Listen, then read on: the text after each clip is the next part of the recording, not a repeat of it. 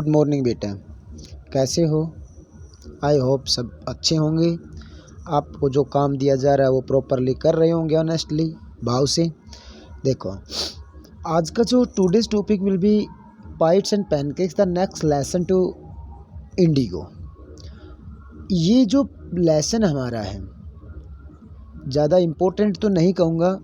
Last 2 years से ये हमारे सिलेबस से डिलीटेड सिलेबस में काउंट किया गया था, लास्ट ईयर भी और सेकंड लास्ट ईयर भी। क्लियर? बट अब सिलेबस में है ये। अगर डिलीट हुआ कोविड, ड्यू टू कोविड, तो बेटा इसको हम रीजन टाइम पे छोड़ देंगे। क्लियर? बट अभी तो आपने करना है। हो सकता है कि ये इंक्लूड कर दे सिलेबस में, और जो दूसरा लेसन जो थे उनमें से कोई डिलीटेड दिखा दे सिलेबस में। क्लियर?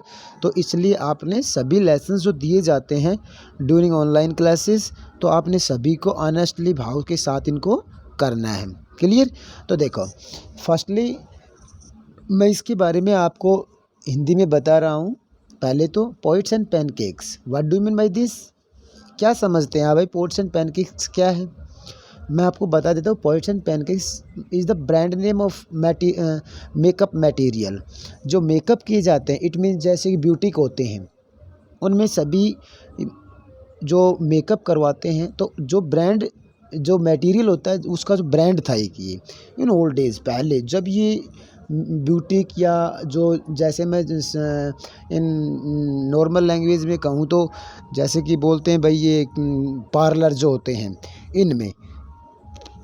इनमें जो मटेरियल यूज़ होते हैं अलग अलग ब्रांड के, तो पहले जो था पोइट्स एंड पैनकेक्स ब्रांड था ये। क्लियर?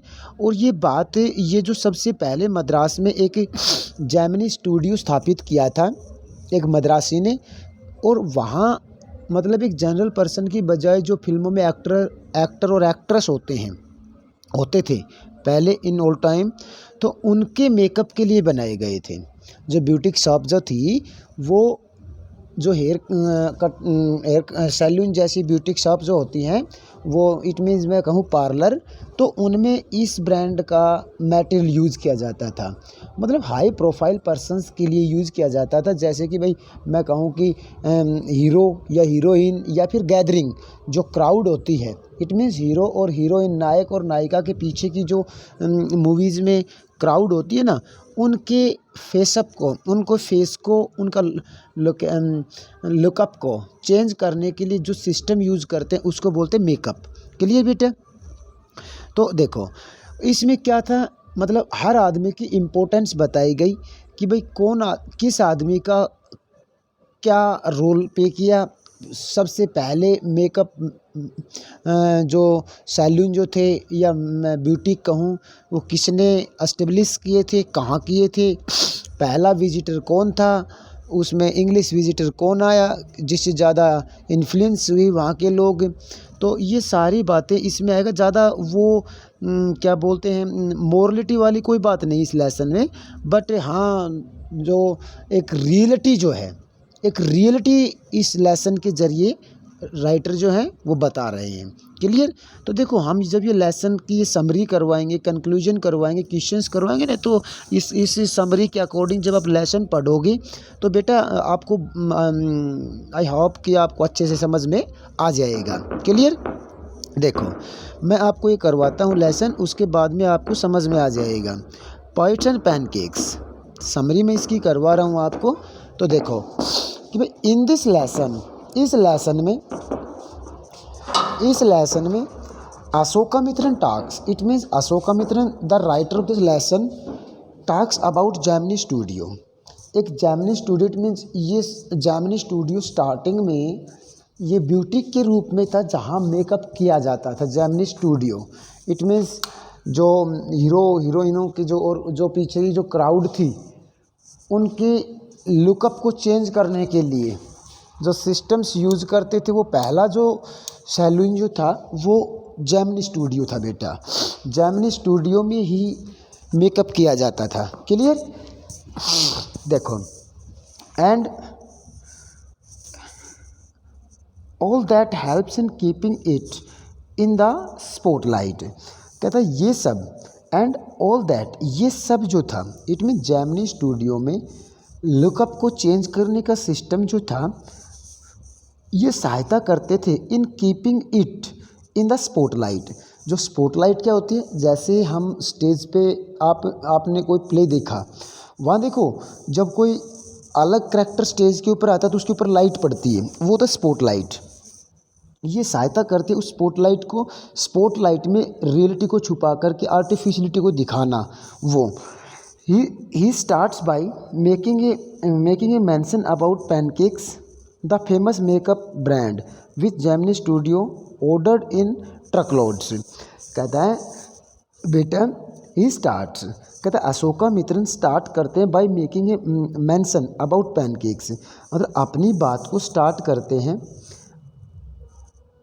पैनकेक्स को मेंशन करते हुए अपनी बात में। और पैनकेक्स क्या था बेटा, a famous makeup brand, makeup material का फेमस प्रसिद्ध ब्रांड था, which Gemini Studio order in truck loads.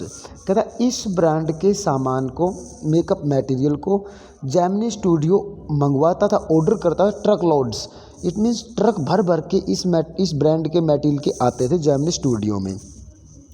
He then, कहता अशोका मित्रन फिर टॉक्स बातें करता about the plight of actors and actresses. कहता हीरो और हीरोइनों के प्लाइट के बारे में बातें करता है, who have to bear too many lights on their face while getting ready in the makeup room.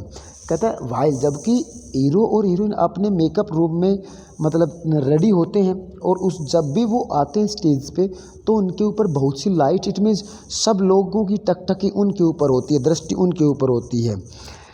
The makeup department, कहता जो मेकअप करने वाला जो डिपार्टमेंट है बेटा, जो लोग जो हैं makeup department, according to him, Ashoka Mitran के अकॉर्डिंग जो मेकअप करने वाले लोग जो हैं यूज्ड, प्रयोग करते थे, हीप्स ऑफ मेकअप, मतलब हीप्स में ढेरों मात्रा में, अधिक मात्रा में, of makeup to turn them into a ugly looking creature. कहता है मतलब मैंने स्टार्टिंग में बताया था ना, रियलिटी को छुपा करके आर्टिफिशियलिटी को सामने दिखाना। इट मीन्स एक प्रोवर्ब हमारी, glittering all glitters are not gold, कि भाई दिखने वाला हर सोना, मतलब चमकने वाली हर चीज़ सोना नहीं होती। तो बिल्कुल एज इट इज़ जो मेकअप डिपार्टमेंट के लोग जो हैं इस मटेरियल का यूज करते हैं बहुत मात्रा में, इट मीन्स बहुत सारी मात्रा में इस मटेरियल का यूज करते हैं, जिससे कि उनको एक्टर्स का या एक्टर का अगली लुकिंग क्रिएचर बना देते हैं, मतलब उनकी रियलिटी को छुपा देते हैं। शॉकिंगली मीन्स क्या होता है, हैरानी पूर्वक। ही टॉक्स, अशोका मित्रन बात करते हैं अबाउट द ऑफिस बॉय, उसमें जो राइटर जो थे एज ए ऑफिस बॉय का काम करता था of the makeup department, it means उस ब्यूटिक में ऑफिस बॉय का काम करता था। उस टास्क जिसका काम होता है to slap paint into face of players, जो काम करने वाले फिल्मों में या नाटक में काम करने वाले जो प्लेयर होते हैं उनके चेहरे के ऊपर टू स्लैप पेंट को स्लैप करना, चढ़ाना। इट मीन जैसे वो मेकअप के लिए फेस के ऊपर कुछ थिंग्स लगाते हैं ना, वही। At the time of crowd shooting, कहता है जब शूटिंग होती थी, भीड़ भड़के वाली जगह पे शूटिंग होती थी, तो एक्टर और एक्ट्रेस के चेहरे के ऊपर, और जो मैंने बताया क्राउड, इट मीन्स एक्टर और एक्ट्रेस के पीछे के जो लोग काम करने वाले होते हैं उनके चेहरों के ऊपर इस मटेरियल को स्लैप करता था, चढ़ाता था। ही वॉज ए पोइट, और कहता जो ऑफिस बॉय जो था वो एक पोइट भी था।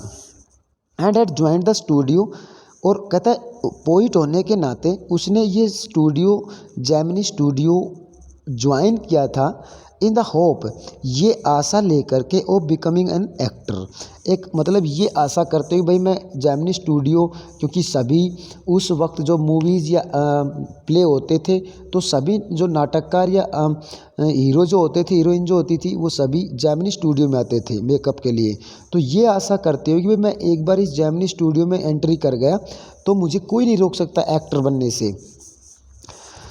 स्क्रीन राइटर, कहता है एक्टर नहीं बना तो वो स्क्रीन राइटर एंड डायरेक्टर और in lyrics in those days, in the author used to work inside a cubicle and and had the task of collecting newspapers cutting। कहता है जो राइटर जो था ना, मतलब पोइट था, और भाई ये इस प्रकार से ये आशा करते हुए उसने जेमिनी स्टूडियो ज्वाइन की भी कभी एक्टर बनूंगा या फिर स्क्रीन राइटर बन सकता हूँ, डायरेक्टर बन सकता हूँ, लायरिस्ट बन सकता हूँ। इन दोज डेज, उन दिनों, the author use to work, कहता उन दिनों जेमिनी स्टूडियो में ऑथर जो राइटर जो अशोका मित्रेन जो हैं उनका काम था वर्क इनसाइड ए क्यूबिकल, एक छोटा सा उनका केबिन था उसमें, and had the task of collecting newspaper cuttings which according to others was significant. कहता है ऑथर का केवल वहाँ काम था कि भाई न्यूज़पेपर्स की कटिंग को काट के ढेरों में लगाना, इट मीन्स हीप में रखना, और जो दूसरों के लिए वो क्या था, इनसिग्निफिकेंट था। Significant in opposite word of insignificant, मतलब दूसरे लोग उसको व्यर्थ समझते थे। दस इस प्रकार से office boy would come in time again, मतलब दोबारा से वो अपने मतलब उन ऑफिस बॉय को आना पड़ता था time to time, to bother him with his complaints. कहता है और कहता है उसको परेशानियाँ होती जब बार बार उसकी कंप्लेंट में सभी उसको मतलब यूजलेस समझते थे, भाई वर्कलेस समझते थे। He was well convinced that the reason behind his misery was Subbu. कहता ऑफिस बॉय जो था ना एज ए राइटर, कहता उसकी मेन मिजरी थी, मतलब उसकी वो समझता था कि मैं इस काम पे रखा गया हूँ किसके कारण, एक लड़का था वहाँ सुब्बू की वजह से वो सुब्बू को अपनी मिजरी समझता था। ही थॉट, कहता राइटर ने सोचा सुब्बू हैड एन एडवांटेज, कि भाई सुब्बू इसका पूरा लाभ उठा रहा है, बिकॉज क्योंकि ही वॉज बोर्न ब्राह्मण, क्योंकि वो पैदा हुआ था कौन, सुब्बू, अनोदर बॉय, एक तो ऑफिस बॉय बताया राइटर जो था, और दूसरा बताया सुब्बू जो था वो इस बात का भरपूर उपयोग उठा रहा था, फ़ायदा उठा रहा था, because he was born in Brahmin, क्योंकि वो ब्राह्मण परिवार में पैदा हुआ था। Subbu was a resourceful man, Subbu was a resourceful man whose loyalty made him stand out. कहता है सुब्बू जो था ना उसमें ऐसे टैलेंट थे, मतलब उसमें रिसोर्सफुल मैन था, whose loyalty made him stand up out, जिसको एक्स्ट्रा ऑर्डिनरी बनाते थे उसके वो सारे रिसोर्सफुल क्वालिटीज़ या लॉयल्टी, वफादारी जो थी उसको आगे निकाल रही सभी से। He was tailor made for films, कहता he was tailor made for films and it was difficult to imagine film making without him. कहता सुब्बू इतना ज़्यादा इम्पोर्टेंट पर्सन था कि भाई कोई भी फिल्म उसके बगैर नहीं बन सकती, because he was a tailor. Clear. He was very welcoming, उसका हमेशा स्वागत किया जाता, and was known for his hospitality. कहता हॉस्पिटलिटी मीन्स क्या बताया था बेटा, अतिथि सत्कार। कहता है ही वॉज वेलकमिंग, उसका स्वागत किया जाता, and was known for his hospitality. कहता है और उसके अतिथि सत्कार के लिए, आओ भगत के लिए सभी वो बड़ा प्रसिद्ध है, सभी उसको पूछते थे, जानते थे। जस्ट लाइक मैनी अदर्स, दूसरों की भांति ही, एट द जेमिनी स्टूडियो में ही आल्सो डिड पोइट्री, कहता सुब्बू पोइट्री भी करता था। He worked for the story department, the film की स्टोरी बनाने वालों के लिए काम करता था, which also consist of a lawyer, और कहता है जो वकील जो होते थे उनमें वकीलों के साथ भी उनका काम करता था Subbu. People generally called him the opposite of legal practitioner, तो लोग जो अक्सर सुब्बू को बोलते थे भाई बिना किसी कानूनी डिग्री के, called him the opposite of a legal practitioner. कहता एक तो लीगल प्रैक्टिशनर होता है, इट मीन्स जिसके पास लीगली डॉक्यूमेंट्स होते हैं, और ये बिना डॉक्यूमेंट्स के लॉयर का मतलब वकील कहते थे इसको लोग। ही was a logical and natural man, तर्क संगत, व्यवहारिक, and natural man means a friendly nature, मतलब हमेशा हंसमुख रहने वाला आदमी था वो, एमिडेस्ट रूम फुल ऑफ ड्रीमर्स, कहता ऐसे कमरे में, जब मतलब ऐसे कमरे में था वो, जहाँ मतलब वो ब्यूटी बताया जेमिनी स्टूडियो, जहाँ सभी के मनों में सौपन थे, दिमाग में सौपन थे, ड्रीमर जो थे, मतलब कुछ ना कुछ बनने की इच्छा रखने वाले लोगों में वो एक था ऐसा, जो सभी की इज्जत करता था। Ashokamitran then describes, Ashok writer जो है फिर वर्णन करते हैं, how Gemini Studios got a chance to host a group of international performer called moral rearmament army.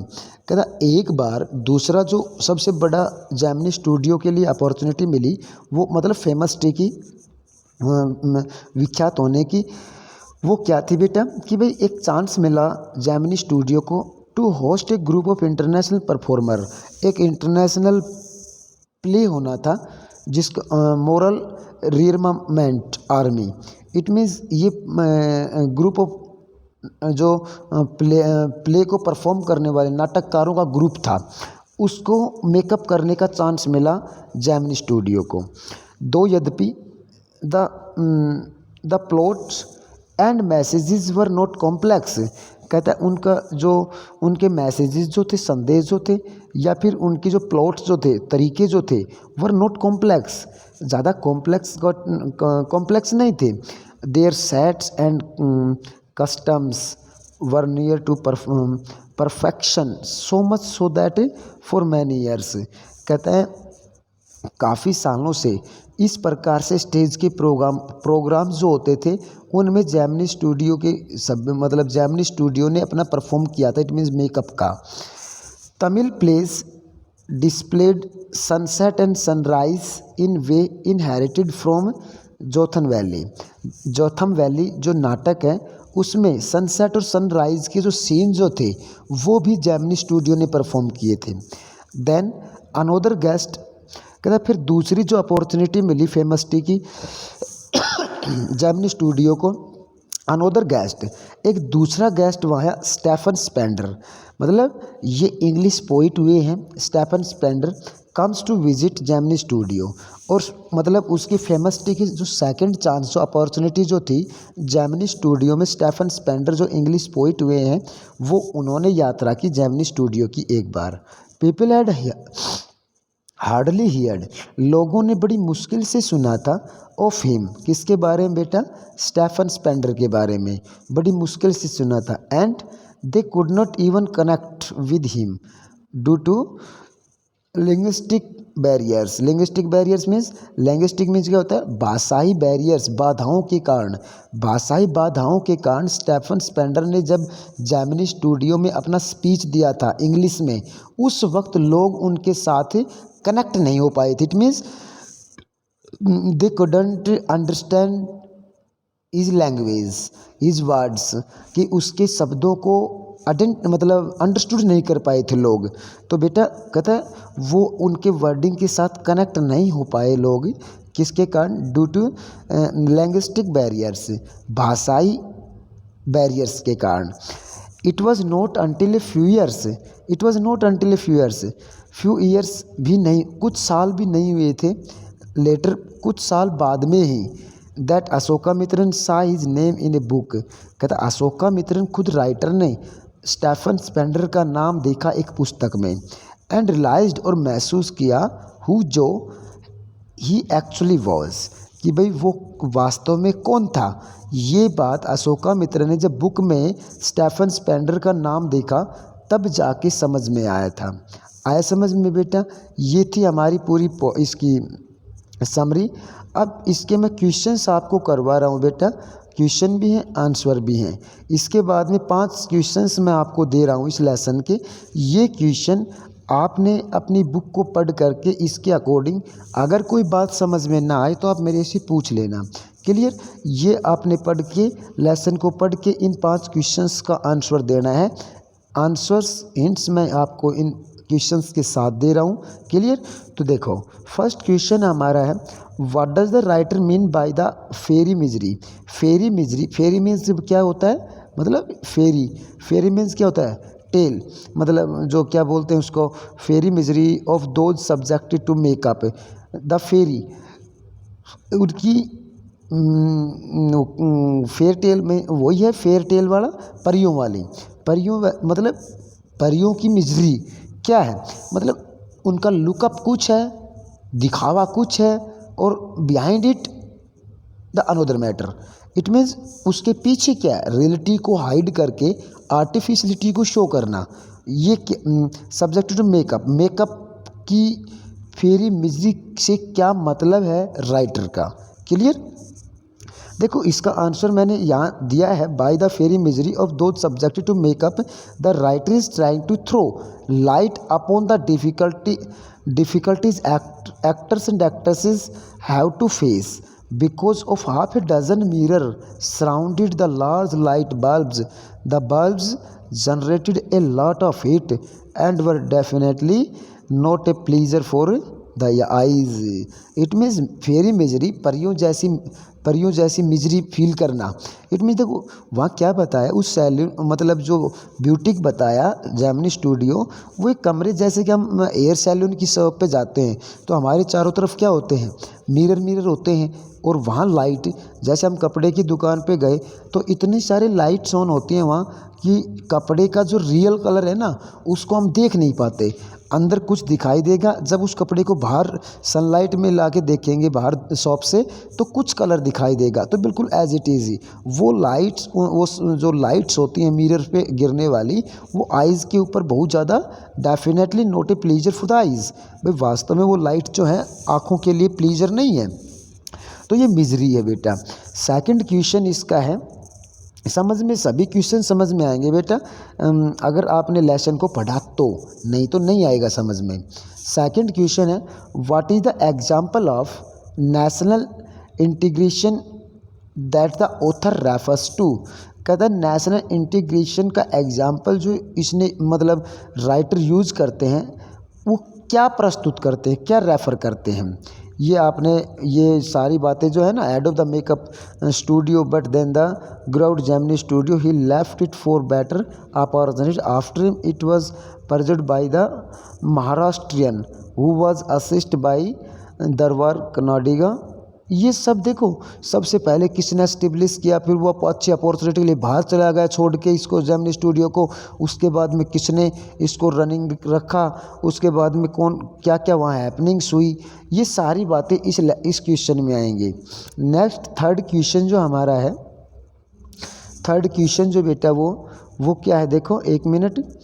Third question जो हमारा है, what work did the office boy do in Gemini studio. कहता ऑफिस बॉय जो था वो जेमिनी स्टूडियो में क्या काम करता था। Why did he join the studio. देखो फर्स्ट क्वेश्चन था क्या काम करता था, कलेक्टिंग न्यूज़पेपर कटिंग्स, ठीक है। और why did he join the Studios मतलब उसने जेमिनी स्टूडियो को क्यों ज्वाइन किया। इन हॉफर एक्ट्रेस और क्या था जो डायरेक्टर, स्टोरी मेकर और भाई जो भी था वो इसमें आ जाएगा। वाई वॉज ही डिसपॉइंटेड और वो निराश क्यों था, because he felt sorry for Subbu.